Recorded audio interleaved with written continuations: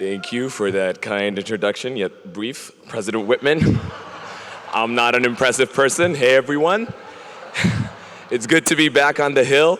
I have to admit, when they told me that Kenna was also giving a speech, I got a little worried. It's a hard act to follow. But it kind of makes sense to have the both of us speak today. You see, Kenna and I actually have a lot in common. We're both black. Yeah, I'm more dark chocolate. He's kind of like a chai latte. We both majored in similar things when we were students here. He's of East African origin, and so am I. Kenna was very involved in campus, and I'd like to think I was as well. Kenna's also a very tall, incredibly good-looking, fantastic basketball player. And I'm told I have a great personality. I have a little confession to make. I did not want to be here today. It has been 2 years since I was last on this campus, and I had accepted the fact that our graduation was reduced to a rolling credit on a screen. I have moved on. And honestly, I thought it was a little sad that we would be coming back to put on caps and gowns to graduate after the class of 2022. And every time, I thought of all the positives of coming back, seeing people I haven't seen in a while, saying hello to my former teachers, getting a little break from hectic city life. My mind always went back to that empty half of the class. And it was the stupid things that I kept on coming back to, like all the corny Instagram posts I know we're gonna see at the end of today. Better late than never. No. And just to be clear, I'm not just coming after the girls here. The guys are even worse. Me and the bros had to run it back one last time. No. You're from Connecticut, relax. But no offense to the great state and tiny state of Connecticut, but the real reason I didn't want to be here today actually was this speech. I didn't know what to say. What do you say to people who have been out in the real world for 2 years, paying bills, people who know the pain of paying rent when the first of the month comes and half your paycheck evaporates, people who know how much that hurts, people who have started new relationships, started new jobs, some of us have moved into new cities, some have even found home in new countries. What advice do you give them that they haven't heard before? And then it came to me this past week, and I realized that this is Hamilton. Your parents pay the rent for you. So in the absence of anything really important to say, allow me to set the expectations for the next few minutes. There is very little substance in this speech, but I hope that you find its contents instructive nonetheless. During my time at Hamilton, all my interactions on campus shared one thing in common: the seeming inability of people here to pronounce my name. It's 5 letters, 3 consonants, 2 vowels, nicely spaced out, but every time I gave it to someone, it came back to me mangled. Since Hamilton is an institute of higher learning, I thought it would be valuable to teach everyone right here, right now, how to actually pronounce my name. And I asked the nice people who are running this event to put a visual aid on the screen, so if you want to refer to that. Yes, this is one of those interactive speeches. I promise I won't go around and spray holy water into your mouth with a squirt gun. I asked our chaplain, and we don't have enough holy water. Party pooper. And this is gonna take 20 seconds. I know I've had this conversation with a lot of the members of the class of 2020, so you're gonna help your parents. Faculty, set an example, and I want you to repeat after me. It's split into 2 simple syllables. Mah, di. Mah, di. Yeah, so the H in the middle is like the H found in the beginning of English words, like Hamilton or hat, or how much money does Mark Randolph have in his bank account. Just comes from the back of your throat. So we're gonna say it one more time, and we're gonna let it roll out of our tongues really quick, and it's gonna feel really good. Mehdi. Mehdi. Mehdi. Great job, everyone. That was great for my ego. Now allow me to make a small prediction.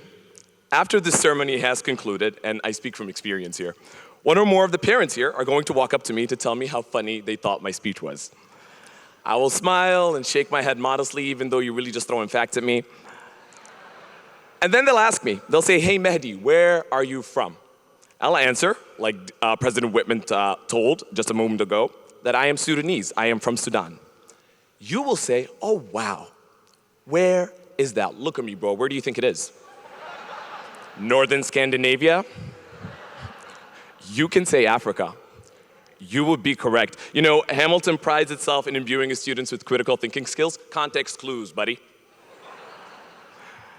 You know, one of the things I like the most about Americans is how they often try to relate to your experiences, even if you have nothing in common. I believe that it is this quality that makes them more social creatures. Some people don't like it. I know Europeans in particular always complain about Americans trying to chat them up at the grocery checkout line, but I find it to be one of their cooler qualities.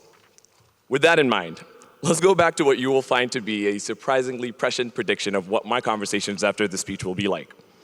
You will come to me, and I'll tell you I'm from Sudan. You're gonna say, oh, that's in Africa, right? You go, Encyclopedia Brown.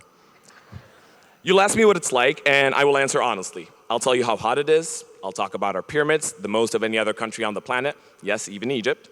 I'll talk about the Nile and the Nile Delta and how beautiful it looks at all times of the year. I will tell you about the generosity and the hospitality of the Sudanese people. Please don't tell me about your college roommate from Kenya. What am I going to do with that information? The most you will get out of me is an, oh, wow, Nairobi. I think trying to relate to me is nice, but it's okay that you have nothing in common with a guy from Sudan. Common ground is not a requirement for respect. And listen, I'm sure your Kenyan roommate is a very nice person and probably a fast runner too, but the rich diversity within the African continent renders such comparisons often meaningless.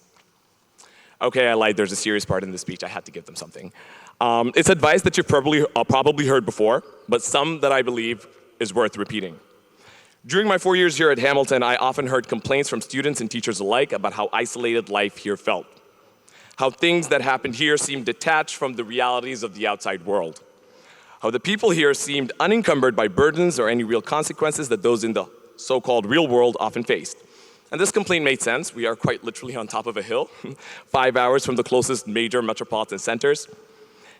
And this detachment, this insulation from the rest of the world, meant that every time we set foot outside of the parameters of our campus, we had to relearn the concept of accountability.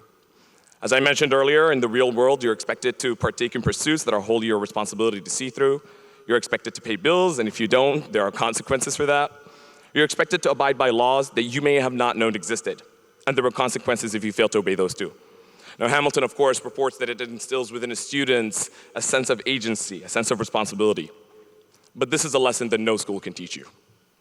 Fairly or unjustly, people will expect you to take responsibility for the things you do and for the things that you represent.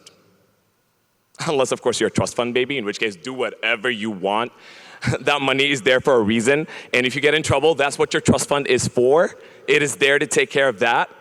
But for the rest of my fellow peasants, the middle class, and for all the non-tenured faculty and all the minorities in the room, responsibility and accountability, I guess. Think twice before you do something, and if you're black, think 3 times, because we know how it is. Thank you so much for having me back here at Hamilton College. This was a lot of fun. Congratulations to the class of 2020. I think this was a long time coming. God bless you. God bless Hamilton College. God bless our faculty, those staying and those leaving us all too soon. God bless all the people who worked so hard to put this event together. God bless your family and friends who came here to support you, and all those watching at home. And God bless, of course, Beyonce Knowles Carter for being the best performer alive. Thank you. Shukran.